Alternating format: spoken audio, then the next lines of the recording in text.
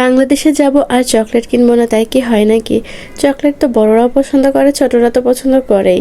আমরা বড়রাই কি চকলেট খেতে কম পছন্দ করি? আমি যখন দেশে থাকতাম তখন আরফানের বাবাকে বলতাম যে এই চকলেটটা নিয়ে এসো, ওই চকলেটটা নিয়ে এসো, কিন্তু এখন এখানে আসার পরে আমার ওইরকম ভাবে চকলেট খাওয়া হয় না।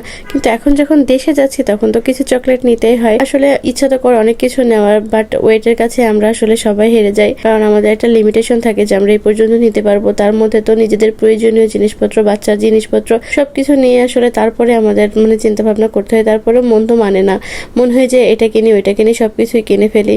এবারে জার্নিটা আমাদের জন্য অনেক হার্ড একটা জার্নি ছিল, কোনো একটা ভিডিওতে শেয়ার করবো আপনাদের সাথে। এই জার্নিটার কারণে আমাদের এত সাফারিং করতে হয়েছে, যার কারণে আমরা অলরেডি আমাদের প্রায় 15 থেকে 16 কেজি জিনিস রেখে আসে, এবং তার ভিতরে চকলেট তো 4-5 কেজি রেখে আসছে। আমরা চকলেট আসলে আনতেই পারি কত, তার ভিতরে যদি এতগুলো রেখে আসি তাহলে কি বা নিয়ে আসছি আসলে বলার মতো না।